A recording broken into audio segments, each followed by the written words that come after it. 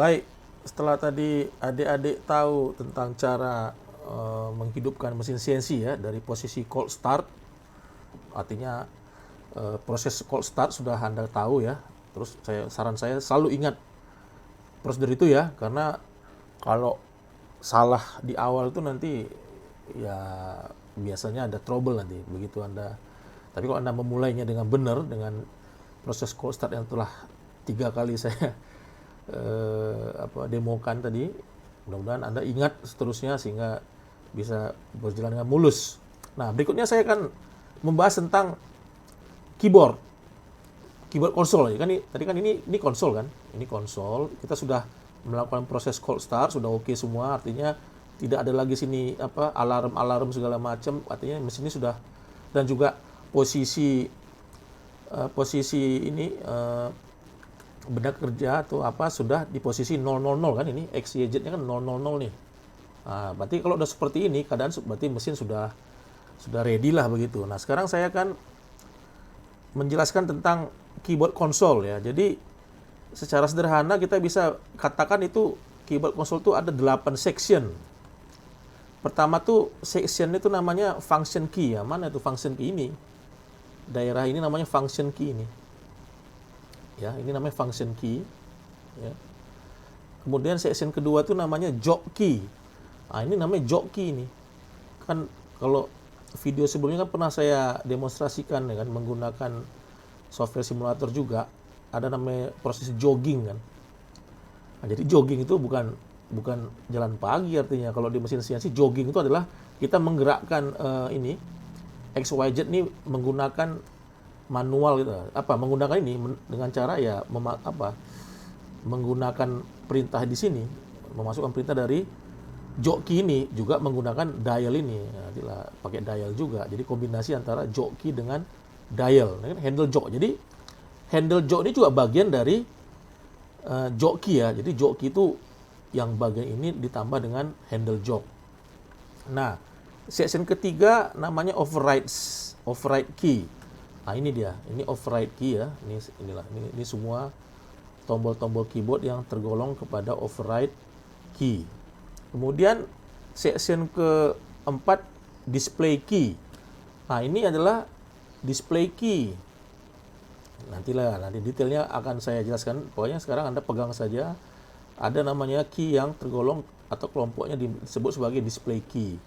Kemudian section ke-5 namanya kursor key. Ini kursor key ya. Ya, singkat cerita kursor key ini ya menggerak-gerakkan kursor gitu ya. Seperti tombol panah-panah di keyboard komputer itu gitu. Kira-kira ada paste down, paste up, ini kan panah-panah yang ada di keyboard yang biasa kita pakai di komputer kan, ada home. Ya, jadi ini namanya kursor key. Kemudian kelompok ke-6 namanya alpha key ya. Ini alpha key artinya tombol-tombol huruf lah ya, bahasa sederhananya ini huruf. Namanya alpha key ya, huruf. Kita bisa memasukkan perintah G-code nanti sini ya. Misalnya G kan, kamu ketik sini G sekian-sekian ya. Kemudian biasanya kan alpha key ini pasangannya ya numeric key. Ini namanya section ke-7 ini namanya numeric key. Jadi biasanya kan kita memasukkan perintah nanti kan di sini nanti perintahnya. Ini kan nanti ada sini perintahnya kan, misalnya G kan. G itu kan di alpha numeric, di alpha G kemudian 01 misalnya. Jadi biasanya kombinasi antara numeric key ketika mengetikkan G-code kan. Kita juga bisa memasukkan G-code secara manual kan. Mengetikkannya menggunakan alpha key dan numeric key. Nah, kelompok terakhir yaitu user mode key. Nah, ini agak banyak dia ini. Jadi yang ini semua tergolong kepada user mode key. Singkat cerita, user mode key ini bisa kita analogikan seperti memilih-milih aplikasi lah di handphone tuh. Ya, ini memilih-milih mode itu kayak memilih-milih aplikasi lah gitulah, bisa lah dianggap kayak milih-milih aplikasi gitu ya, memilih mode-mode. Jadi ini kelompok yang terakhir ini yang ke-8 ini namanya user mode key.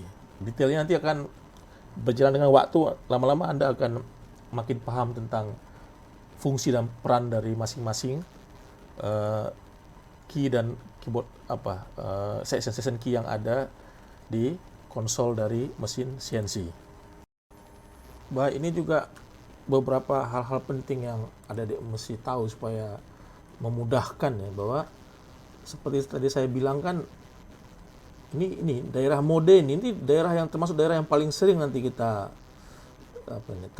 kita tekan-tekan lah. Ini artinya nih tombol-tombol yang termasuk aktif nih ya, biasanya di daerah sini nih, daerah mode ya, daerah mode, user mode key.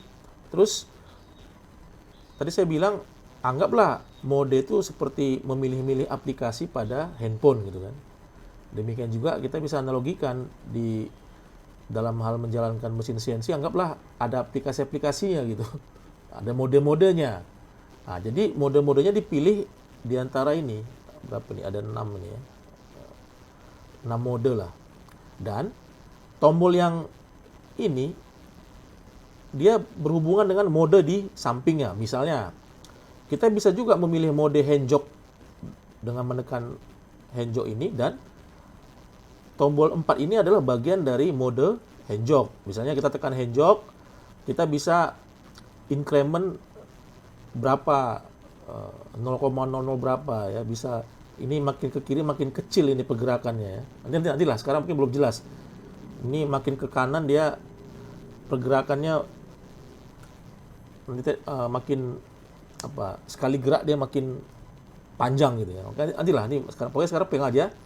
Jadi setiap tombol baris ini dia terhubung dengan mode yang di sampingnya gitu. Berarti ini tombol ini ya hanya dipakai untuk mode ini gitu, kira-kira gitu ya. Ini mode memori ya, ini kawan-kawannya si memori itu. Yang ini tadi ya, ini teman-teman dari mode si hand jog. Nah, untuk zero return ini kawan-kawannya ya ini 4 buah tombol ini gitu. Kemudian mode list program, teman-temannya ya ini 4 buah tombol ini lagi ya. Jadi sekarang udah jelas ya. Jadi Anda nggak usah mikirnya bercabang-cabang. Setiap mode ini punya teman-teman tombol yang lain gitu.